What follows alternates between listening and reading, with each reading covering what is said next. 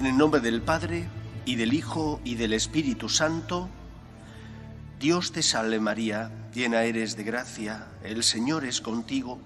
Bendita tú eres entre todas las mujeres, y bendito es el fruto de tu vientre, Jesús.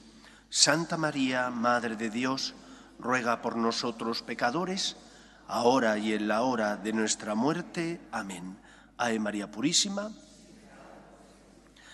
Aunque yo no me desconcierto, pueden sentarse, aunque no me desconcierto, creo que es importante poner en silencio los teléfonos móviles, porque habitualmente no me desconcierto o descentro, pero puede ser que hoy sí me descentre.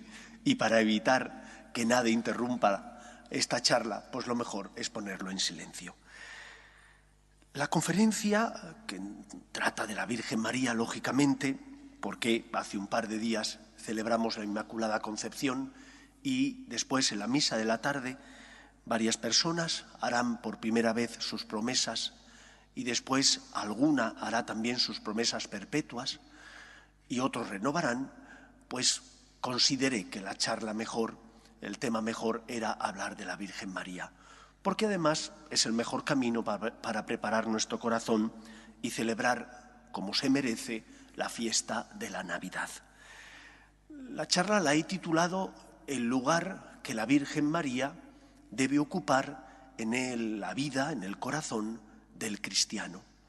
Y hay una segunda parte que creo que es la más importante. Hemos de pasar de la devoción a la imitación y al agradecimiento y ofrecimiento. Voy a explicarme. He leído recientemente unas manifestaciones del cardenal Sarah que dice: la vida cristiana debe construirse sobre tres pilares. Por una parte, la cruz, somos seguidores de Cristo. Por otra parte, la Eucaristía es el sacramento fuente de la vida del cristiano. Y por otra parte, la Virgen María. Creo que es difícil encontrar, al menos en los países mediterráneos, y mucho menos en Hispanoamérica, un cristiano, un católico, que no tenga amor a la Virgen María. Me parece que es imposible. Ahora bien, no sé si ese amor a la Virgen María es el amor que ella espera de nosotros. Por eso he titulado la charla de la devoción a la imitación y al ofrecimiento. ¿Por qué razón digo esto? Espero que no se me malinterprete. Voy a intentar explicar las cosas paso a paso para que podáis comprender qué es lo que siento y creo qué es lo que tengo que decir. La devoción, dice el diccionario de la Real Academia de la Lengua Española, la devoción entre sus distintas acepciones es amor, veneración, fervor religioso, práctica piadosa no obligatoria, inclinación, afición especial, costumbre devota y, en general, costumbre buena. El último punto es prontitud con que se está dispuesto a dar culto a Dios y hacer su santa voluntad. Esto aparece en el último punto y debería aparecer en el primero. Después del Concilio Vaticano II, algunas comunidades, sobre todo de Centro Europa, iglesias de Holanda, Bélgica, Alemania, empezaron a suprimir las devociones populares. Decían que había que purificar la fe del cristiano y dentro de esa purificación entraba también la devoción a la Virgen María. Muchos pensaban que rezar el rosario, la coronilla a la Divina Misericordia, las procesiones, las novenas, era algo que había que ser superado y pasar de una fe del carbonero a una fe más intelectual. Pasados unos años, la experiencia, ¿qué nos ha dicho? La experiencia nos ha dicho que en esos lugares donde las devociones populares se suprimieron, la fe entró en crisis. Porque las devociones populares eran expresión de la fe genuina del cristiano, que tendría que ser purificada en algunos aspectos, no me cabe la menor duda. ¿Quién de nosotros no ha ido a Lourdes, a Fátima, a cualquiera de los otros santuarios de la Virgen que hay en el mundo cristiano, y no se ha dado cuenta de excentricidades. Las hay. Pero en el fondo, la mayor parte de las personas que van a Lourdes, que van a Fátima, que van a Medjugorje o a tantos otros santuarios, van con devoción, con amor, a rezarle a la Virgen María y a pedir a nuestra Madre. Y en aquellas comunidades, en aquellos países, donde la devoción a la Virgen ha sido suprimida, ya no se reza el rosario, tampoco está el mes de María, no hay ninguna referencia a la Virgen, no vaya a ser que se nos acuse de que seguimos a María como si fuera una diosa.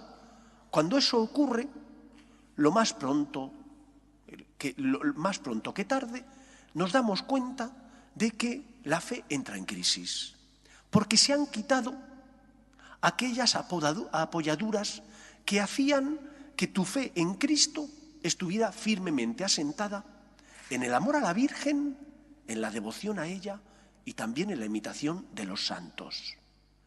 Cuando esto no ha ocurrido, cuando no se ha suprimido el rezo del rosario, cuando no se han suprimido las devociones populares en el Mediterráneo, eso no ha ocurrido, la fe en Cristo ha entrado en crisis, pero no con tanta gravedad.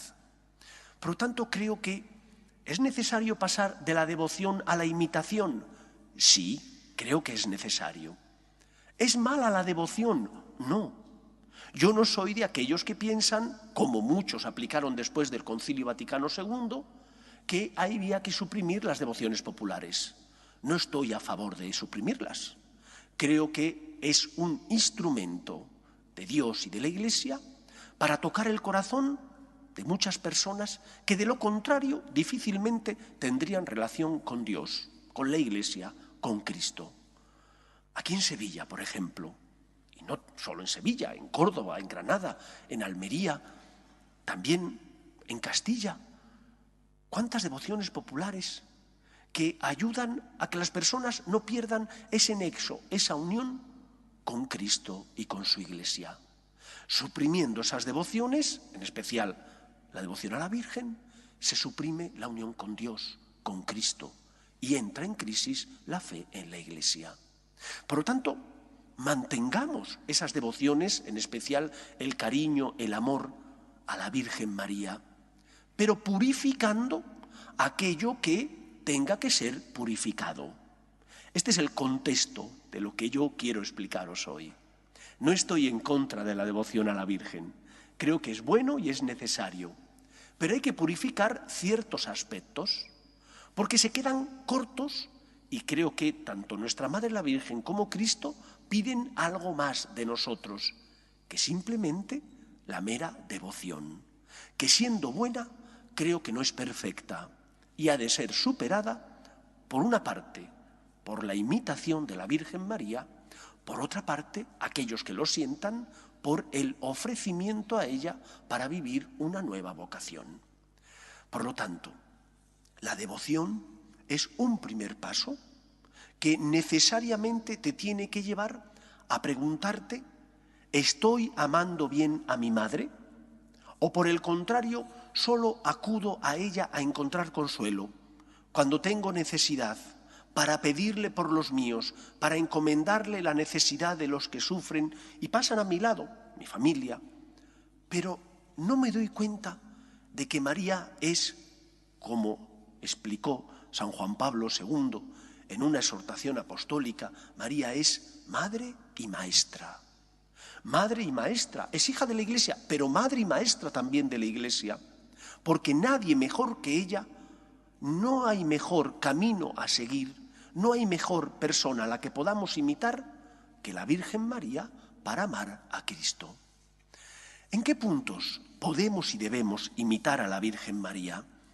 Para que nadie me acuse de sentimentaloide, voy a citar primero los momentos que, según los evangelios, aparece la virtud de la Virgen María que tenemos que imitar. Para que nadie diga, pues este cura ama mucho a la Virgen y lo que dice es fruto de su amor a la Virgen, pero no es real, no. Lo que voy a decir está basado en la Escritura, en el Evangelio, y por lo tanto se desprende de él. ¿Qué virtudes tenemos que imitar de la Virgen María? Punto segundo.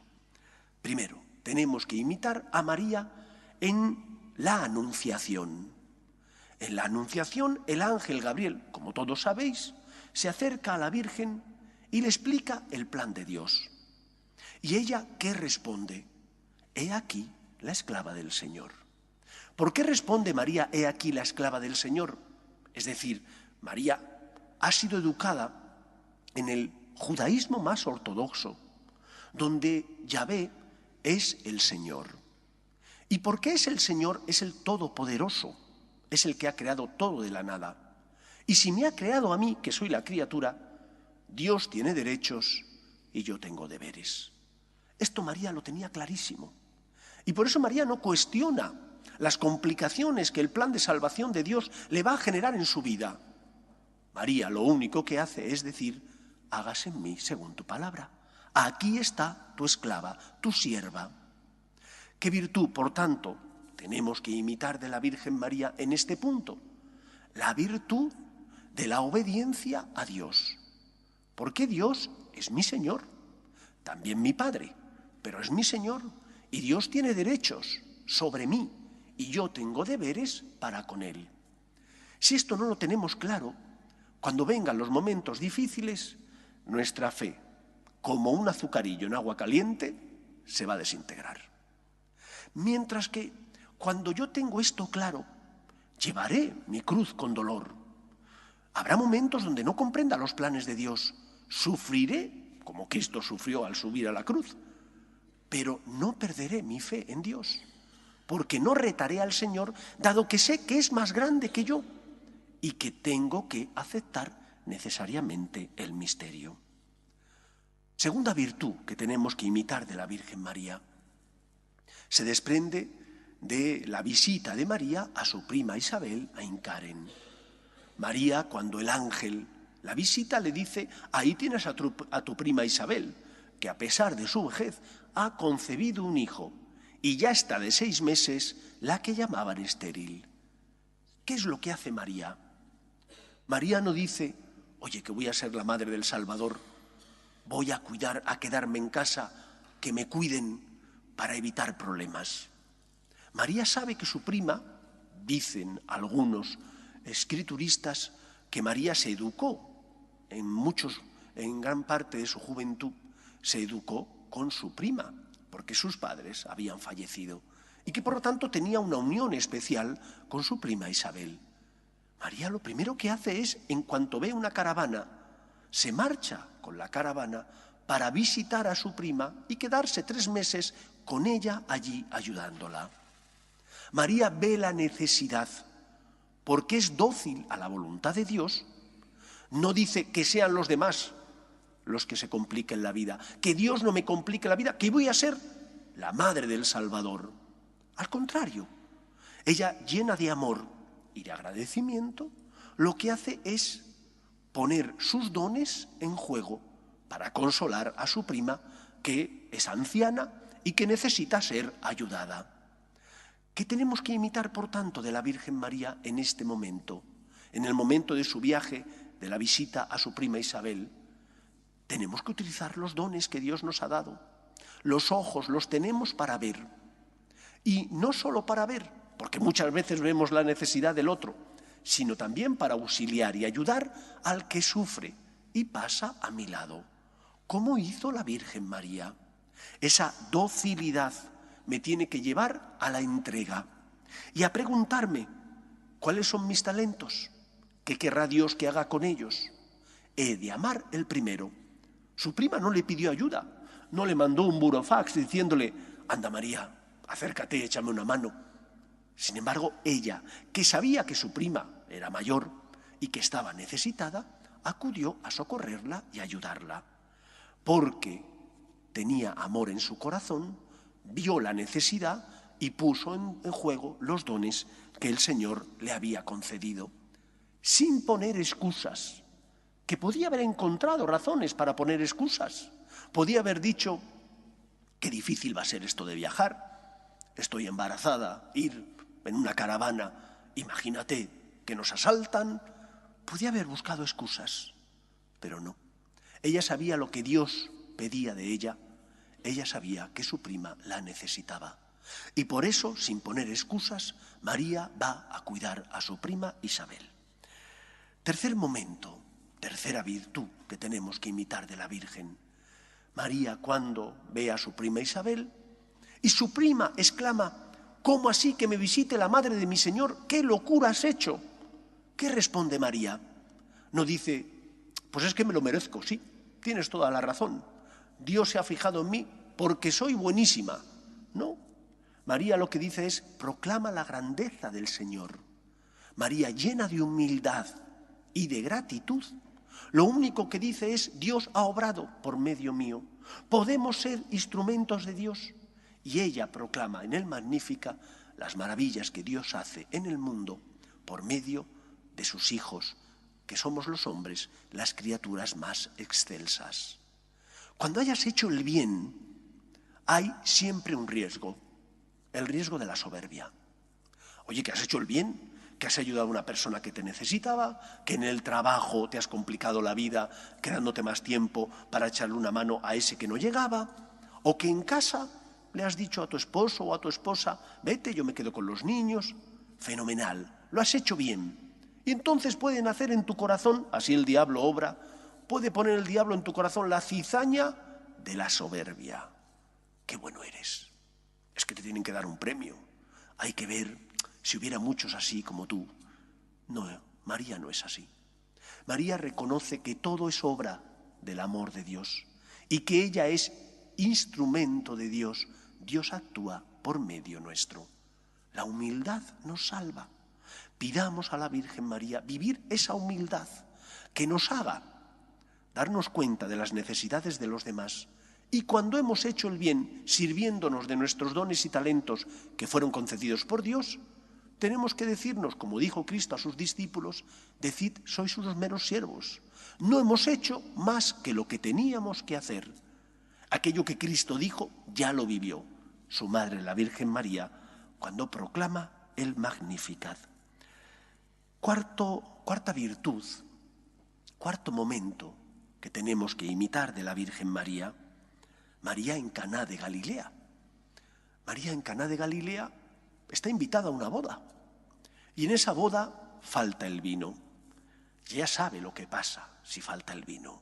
Van a quedar en entredicho los novios, aquello va a ser un escándalo, después va a ser la comidilla de sus enemigos, lo van a decir por activa y por pasiva, lo que eso va a ser.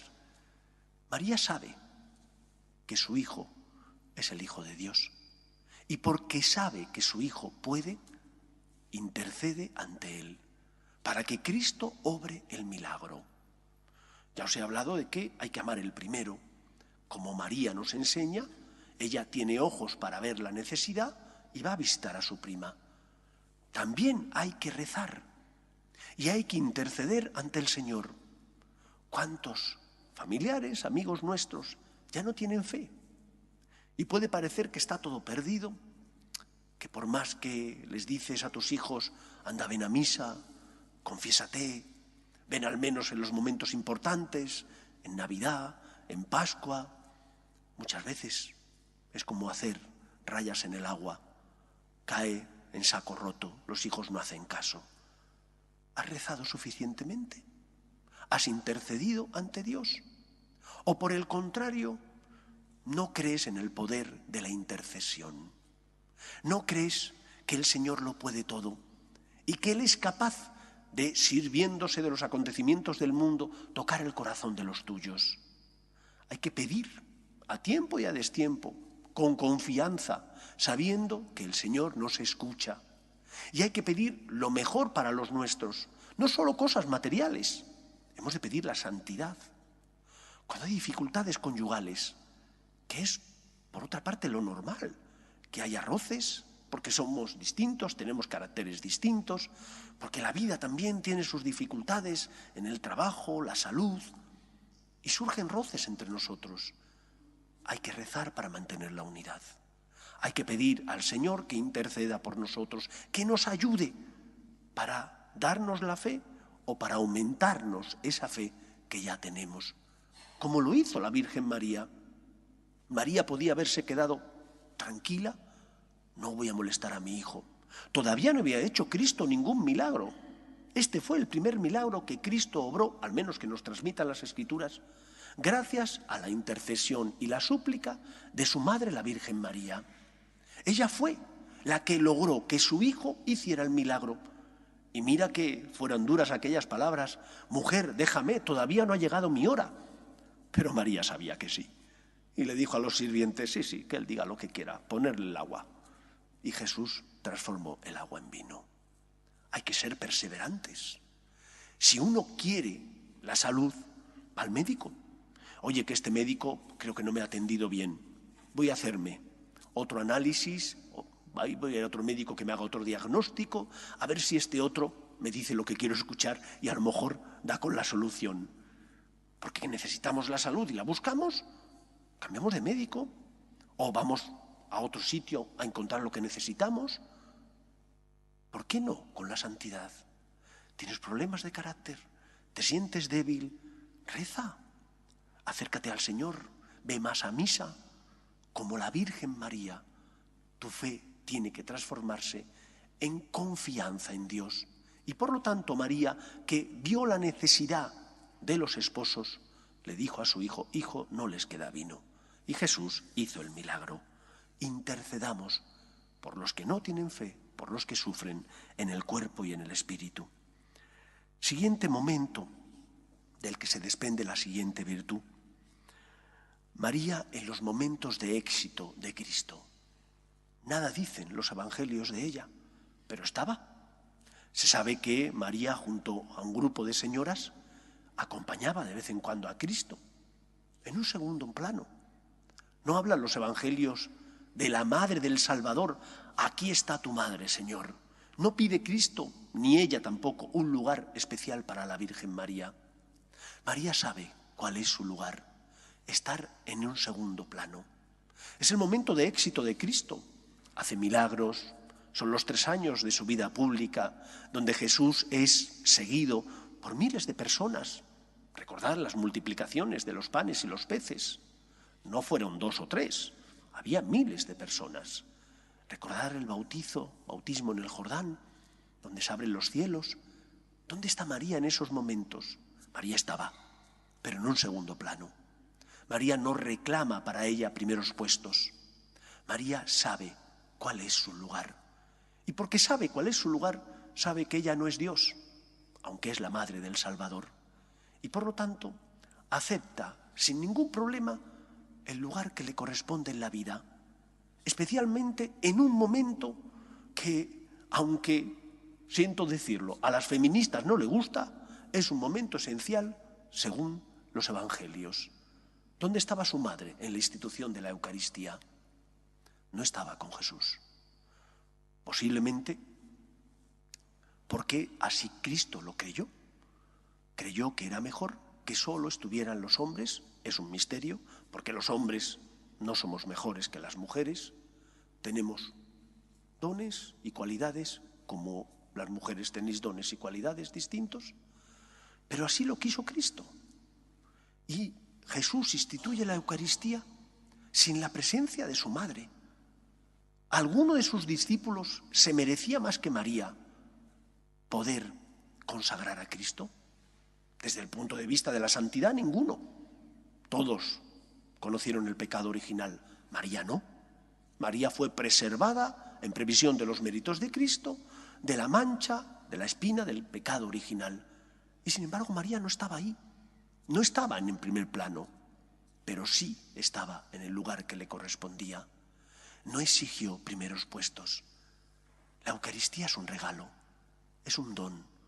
Y tenemos que verlo no desde la óptica de los derechos, que este es uno de los problemas que ha calado en nuestra Iglesia. Yo tengo derecho a... Siempre se nos ha enseñado que no debes comulgar si no estás en gracia. Y si no estás en gracia, confiésate. porque la Eucaristía no es un derecho, es un regalo, que es el alimento para los débiles, pero que tienen que estar en gracia de Dios para poder recibir a Cristo. María nos enseña que no hay que exigir aquello que no nos corresponde. No hay que exigir aquello que no nos corresponde. Y qué distinta sería nuestra visión de la Iglesia. Empezando por los curas. Seríamos menos autoritarios, seríamos mucho más desprendidos, generosos, y no que muchas veces somos demasiado impositivos. La Eucaristía es un derecho. Aprendamos a ocupar el lugar que nos corresponde. Solo Cristo es el centro de la vida del cristiano. Tanto la jerarquía como los sacerdotes, como los laicos, tenemos no el lugar de Cristo. Somos miembros del cuerpo místico, pero no somos la cabeza. Ocupemos con humildad el lugar que nos corresponde para no aspirar a aquello que no nos corresponde y que por lo tanto no debemos pedir al Señor. Siguiente punto en el que María nos enseña una virtud que tenemos que vivir. María al pie de la cruz. Han pasado ya los momentos de éxito. Cristo es condenado a muerte, es ajusticiado y sus discípulos no están. Y aquellos que le querían proclamar rey tampoco se encuentran. Pero María sí. María y un grupo de mujeres, después se une Juan, están al pie de la cruz. En esos momentos María sabe que su hijo le necesita más que nunca. Y María sostiene a su hijo. Puede parecer paradójico que el Salvador, el Hijo del Todopoderoso, sea sostenido por el amor de su madre, pero es verdadero Dios y verdadero hombre. Y como verdadero hombre necesita el amor, el cariño de su madre, y nunca le faltó. Lo tuvo siempre, especialmente en los momentos más duros. Consolar a Dios. ¿Cuándo consolamos nosotros a Dios? Consolamos a Dios cuando le vemos que sufre en los demás. Y por lo tanto nosotros, en lugar de mirar a otro lado, decimos, Dios me pide que le ayude, está presente en el pobre o en el necesitado. Y de la mano de consolar a Dios va la virtud de asumir el misterio. ¿No tenía preguntas María al pie de la cruz?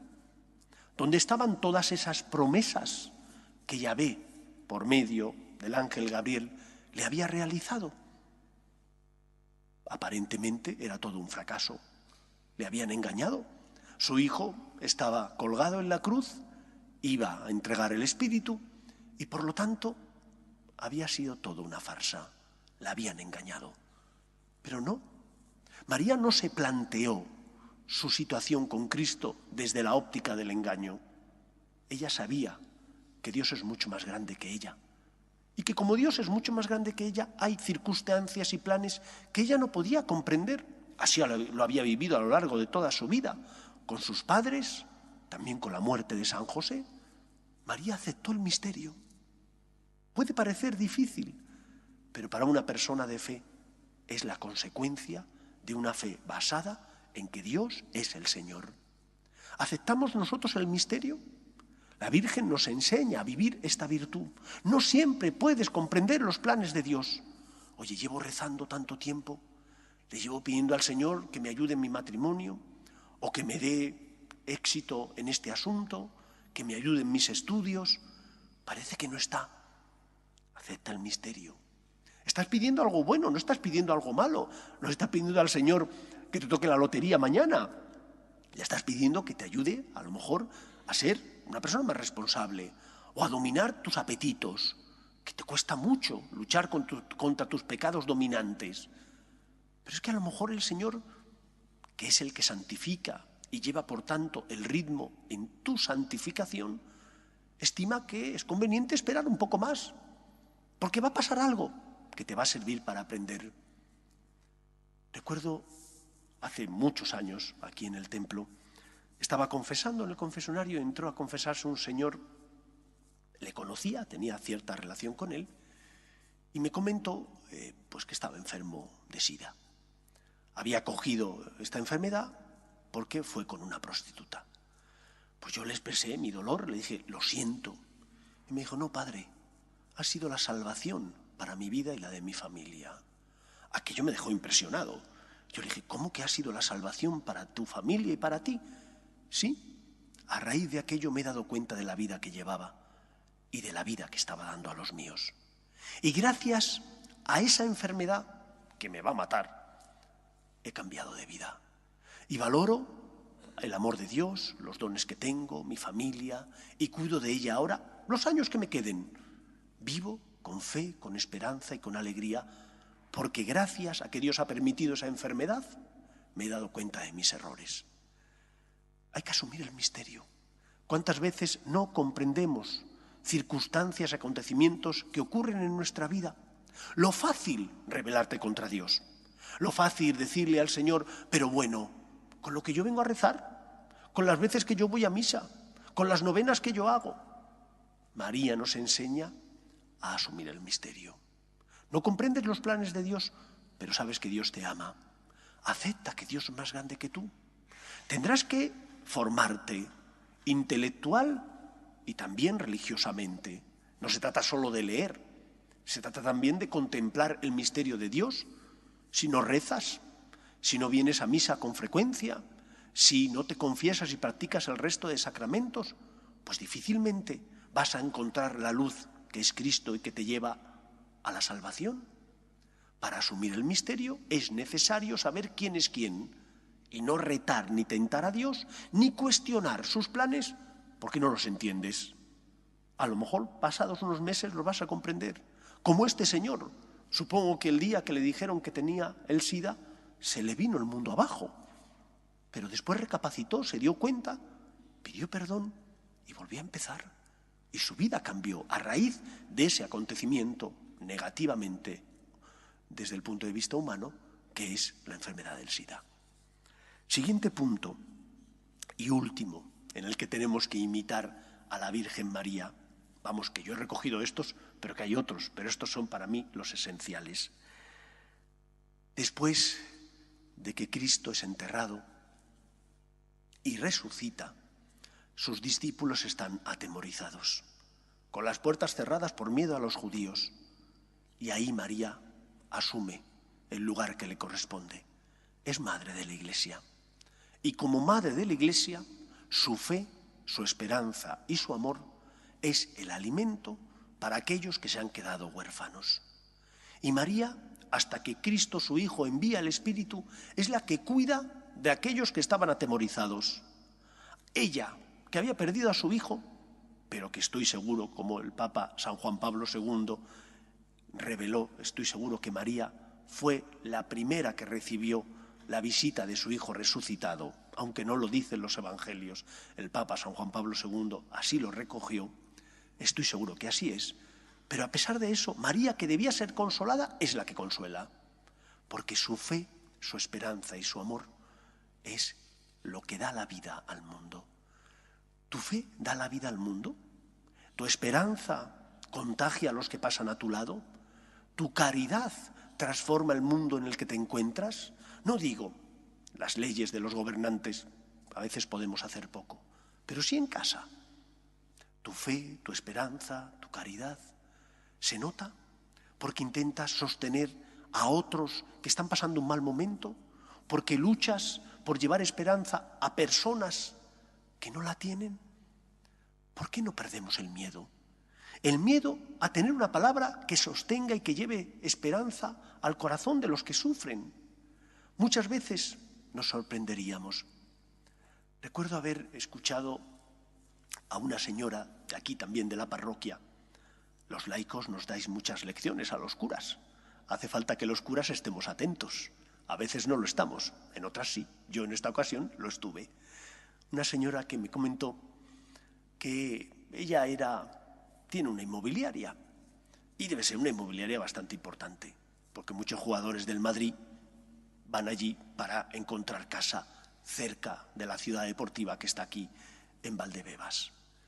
Y que, bueno, pues una de los jugadores del Madrid al que ella le había conseguido la casa, su mujer le diagnostican un cáncer de pecho. La mujer era de Bélgica, era belga, y cristiana pues parece ser que no lo era. Pero ella dijo, yo sí soy cristiana, yo tengo devoción a la Virgen María, no pierdo nada. Y le dijo, vamos a rezar a la Virgen, vente a mi parroquia, vamos a pedir a María Virgen Madre que te proteja y que te ayude a que se encuentre la curación de tu cáncer. Y la trajo, no a misa, porque a lo mejor ni entendía español, pero sí la trajo a los pies de la Virgen a rezar. No sé si esa señora tenía o no tenía fe, me refiero a la mujer del jugador del Real Madrid, pero sí sé que encontró esperanza al menos. Cuando alguien está sufriendo, nunca nos va a recriminar que recemos por él. Al contrario, te dirá gracias, porque te estás interesando por él. El problema eres tú, que teniendo un tesoro tienes miedo a llevar ese tesoro a los demás. Es que me van a decir, es que no es políticamente correcto, es que claro, en este mundo en el que vivimos es tan difícil. No busques excusas. Tu fe tiene que sostener, tu caridad, tu amor tiene que sostener y transformar el mundo. Y por lo tanto tienes que darlo a los demás respetando. No vas a imponer, pero sí respetando, pero diciendo las cosas. No te puedes callar. Pues muy bien, queridos amigos, estas son las virtudes esenciales que yo creo que tenemos que imitar de la Virgen María, siguiendo cada uno de los puntos esenciales de la vida de la Virgen según los evangelios. Hasta aquí la imitación. Y ahora viene la última parte, el ofrecimiento. ¿Qué es eso del ofrecimiento? ¿Qué quiero decir con lo del ofrecimiento? Para nosotros los franciscanos de María, el siguiente punto es un regalo. Soy consciente de que no todos están llamados a vivir esto de lo que os voy a hablar. Es una verdadera vocación. Creo que todos estáis llamados a tener devoción a la Virgen y a imitar sus virtudes. Creo que sí. Quizás no todos estén llamados, además de tener devoción a la Virgen, de imitar las virtudes de la Virgen, a ser María. ¿Qué significa ser María? Como os digo, es una vocación. Recuerdo unos ejercicios espirituales que predicó el Padre Santiago, donde habló de este asunto.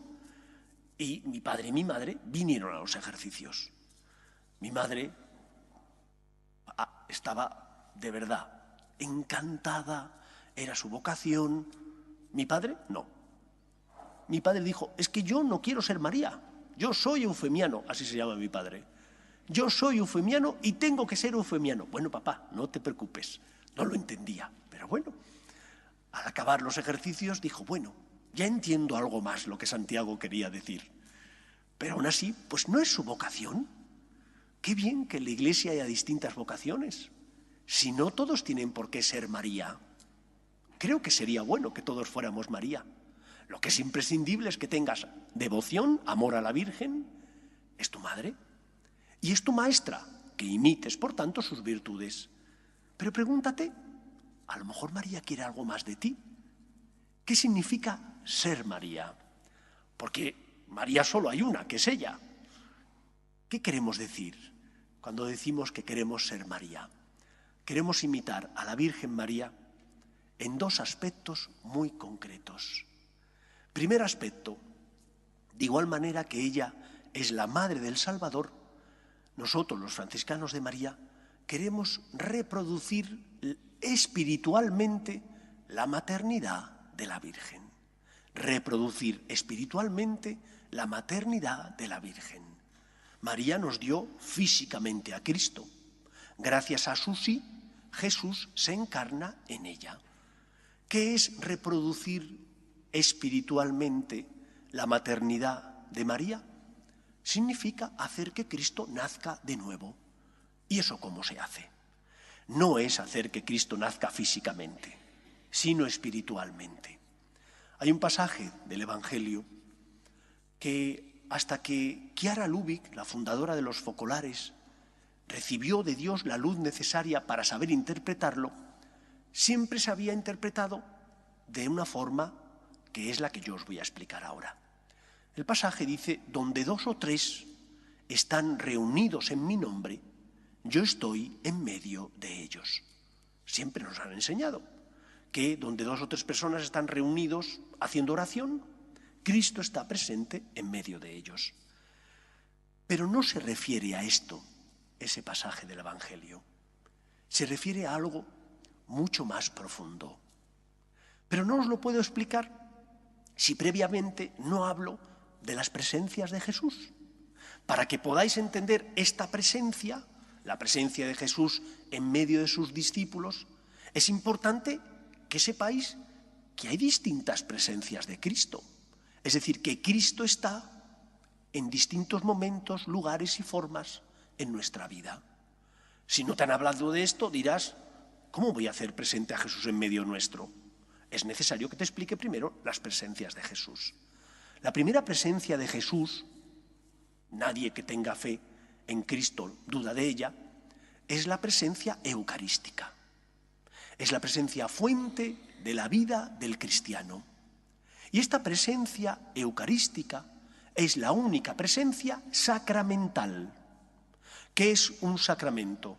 Un sacramento es un signo sensible de la gracia invisible. El resto de presencias no son sensibles, pero sí son presencias reales de Jesús. Y sí se experimenta la gracia y el amor de Dios. Cuando el cura consagra, consagra pan y vino. Para que yo pueda consagrar, tiene que ser pan de trigo y el vino más puro posible. Y ahí, después de las palabras de Cristo, mediante la transustanciación, se hace presente Jesús. Nadie duda de esa presencia, nadie en teoría. Los católicos creemos en la presencia de Jesús, presencia real y sacramental. Pero hay otras presencias también de Jesús. También Jesús se encuentra en su palabra. Cuando el sacerdote proclama el Evangelio, yo todavía recuerdo cuando era un niño, no se decía palabra del Señor, simplemente se decía palabra de Dios. Después, para que entendiéramos que es palabra de Dios, porque es Dios Padre, Dios Hijo y Dios Espíritu Santo, pero es la palabra de Dios Hijo, los evangelios se concluyen diciendo palabra del Señor, ¿se entiende? Del Señor Jesús. Es su palabra y nadie lo duda. Y Jesús habla por medio de su palabra, está en su palabra. Yo beso el Evangelio cuando lo he proclamado. ¿Por qué lo beso? ¿Porque el libro me parece bonito? No, lo beso porque en él está Cristo. Es la palabra de Jesús, es su presencia en su palabra. Y así tenemos que asumir sus palabras como aquellas que me iluminan. Siguiente presencia. Jesús está en su iglesia. Es la cabeza del cuerpo místico. No son los pies, pero es la cabeza. El resto somos miembros de la iglesia. Él está en la iglesia no como templo, sino como cuerpo místico de Cristo. Espiritualmente está en la iglesia, formada por el Papa, los obispos y todos los cristianos. Cristo es su cabeza. También está Jesús en la voz de la jerarquía. Jesús les dijo a Pedro y a sus discípulos: el que a vosotros os escucha, a mí me escucha. En materia de fe y de moral, el Papa y los obispos, en unión con el resto del magisterio de la Iglesia, en comunión con ese magisterio, es la voz de Dios, que ilumina mi vida, que por lo tanto es la voz de Cristo. Quien a vosotros os escucha, a mí me escucha. Y la última presencia, que todos desde niños nos han enseñado, es la presencia real de Jesús en los necesitados. Nadie duda que cuando ayudas a un pobre porque se le ha pinchado el coche y tú no sabes si él tiene o no tiene el gato o las cosas necesarias para cambiar la rueda, paras, tiene usted todo, necesita que le eche una mano. Es Jesús que sufre y que te necesita. El pobre no es solo el que no tiene que comer, el pobre es todo aquel que necesita algo de mí, de esos dones y talentos que Dios me ha dado. En este contexto de las presencias, eucarística, la presencia de Jesús en su palabra, en la iglesia, en la voz de la jerarquía, en los pobres. En este contexto hemos de entender ese ser María, reproduciendo la maternidad espiritual de la Virgen, haciendo a Jesús presente en medio nuestro. Porque la frase de la que os he hablado antes, donde 2 o 3 están unidos en mi nombre, yo estoy en medio de ellos. ¿Cómo se vive esa presencia? ¿Cómo se hace Jesús presente? Dice él, donde 2 o 3, hace falta varios. De igual manera que yo consagro pan y vino, y no puedo consagrar Coca-Cola, no me gusta, por cierto. De igual manera que cuando voy a bautizar utilizo agua, da igual que sea del Jordán, que sea del Manzanares o que sea del río Guaya, da igual, agua, pero agua bendecida. Y con la invocación del Padre, del Hijo y del Espíritu Santo, que el sacerdote realiza, bautiza al niño. Para que Jesús se haga presente en medio nuestro, hace falta que haya varias personas, varios cristianos, no basta uno, varios, donde 2 o 3. Segundo requisito, donde 2 o 3 están unidos en mi nombre, no reunidos físicamente, sino unidos en mi nombre, unidos en el amor de Dios. Yo estoy en medio de ellos. Hace falta que vivan la unidad. Para que Jesús esté presente en medio nuestro es imprescindible varias personas, los esposos pueden ser, y que estén unidos en querer hacer la voluntad de Dios y hacer presente a Jesús en medio de ellos. No hay una presencia eucarística como la hay en la Eucaristía, en el pan y en el vino, pero es real. El amor de los discípulos del Señor, buscando la unidad, hace que nazca Jesús. Lo dijo él, donde 2 o 3 están unidos en mi nombre, yo estoy en medio de ellos. Todo esto ya lo habían dicho los padres de la Iglesia. Uno de los más importantes es San Agustín. Y habían hablado de esta presencia real, pero después quedó en el olvido, hasta que el Señor se la reveló a Chiara Lubich y ella la transmitió a la Iglesia. ¿Y qué es importante para que no se pierda la presencia de Jesús? Vivir la unidad, evitar lo que divide. ¿Y cómo evitamos lo que divide? Extirpando la soberbia de nuestra vida y, en concreto, los roces. Más vale, decía ella, Chiara Lubich, lo menos perfecto en unidad que lo más perfecto en desunidad. Si entre 2 hermanos queréis tener presente a Jesús en medio vuestro, 2 hermanos de comunidad me refiero, o 2 hermanos también, hermanos de sangre, evitar todo aquello que divida. Oye, a lo mejor entre los esposos lo pueden hacer, y cuando haya algo que pueda generar división entre nosotros, se supone que no son cosas trascendentales, cede, perdona, que no se rompa la unidad, porque está Jesús presente en medio nuestro. Los matrimonios podéis ser sagrarios de Cristo, no de Jesús sacramentado, pero sí de Jesús que está en la presencia en medio nuestro, que es una presencia que se experimenta y se vive. Los de Emaús, cuando van camino de Emaús decepcionados y Jesús sale a su encuentro y después él parte el pan para hacer la acción de gracias, entonces se dan cuenta de que era el Señor el que iba con ellos y dicen, ¿no ardía nuestro corazón mientras Él nos acompañaba?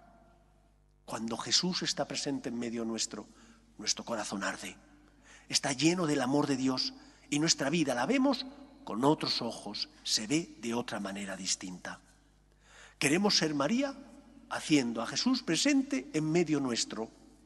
Queremos llevar a Cristo a los que están a nuestro lado, porque la presencia de Jesús no significa estar junto físicamente al otro, significa que estoy unido al otro espiritualmente. Cristo está presente en medio nuestro. Cuando haga un buen día y veáis que hay mucho sol, la última vidriera habla de eso. Es la presencia de Jesús en medio de los discípulos. Ahora no la miréis, que no se ve absolutamente nada porque está oscura. Pero cuando haga sol, la podéis ver y veréis que es la presencia de Jesús en medio de sus discípulos. Ser María, engendrando espiritualmente a Cristo para nuestro mundo. Y siguiente punto, para ser María, por una parte, hacer presente a Jesús mediante el amor recíproco, la unidad. La segunda parte es que según el dogma de la Asunción, María está en cuerpo y alma en el cielo, pero su Hijo está aquí presente en la tierra. ¿Qué querrá María de nosotros? Ser María implica que como hijo le tengo que dejar mis manos a la Virgen, para que sean sus manos las que consuelan a Cristo, que sufre en los pobres y en los necesitados. ¿Cuál es nuestra vocación, la de los franciscanos de María? Consolar a Cristo, hacer amar al amor. Y para hacer amar al amor no hay mejor camino que el prestar nuestras manos a la Virgen María. Ser María es buscar la unidad, haciendo presente a Jesús en medio nuestro, pero ser María también es sentir que mis manos son las manos de la Virgen y que cuando hay que hacer alguna cosa, alguna obra de caridad, es María la que me pide mis manos para consolar a su Hijo Jesús. Y le voy a decir que no a aquella que es mi madre y tanto quiero, y le voy a decir que no a esa persona a la que tengo tanta devoción como es mi madre, la Virgen María. Por eso os digo, es una vocación. Quizás no todos estén llamados. Los franciscanos de María sí estamos llamados a vivir este ser María, prestándole a la Virgen María nuestras manos para que sea ella la que consuele a Cristo, que sufre en los pobres y en los necesitados. Pasemos de la devoción al menos a la imitación de las virtudes de la Virgen, devoción e imitación, o vivir la última definición del diccionario de la Real Academia de la Lengua Española: prontitud con que se está dispuesto a dar culto a Dios y a hacer su santa voluntad. Devoción, amor a la Virgen, imitación de sus virtudes según las Escrituras, y el que sienta la llamada del Señor a seguir este camino de santidad que es el de los franciscanos de María, ser María, engendrando a Cristo mediante el amor recíproco y prestándole a nuestra Madre las manos para que sea ella la que consuele a su Hijo que sufre en los pobres y en los necesitados. Que el Señor nos ayude a saber qué nos pide y qué camino tenemos que seguir. Que los ayude. Nos ponemos en pie.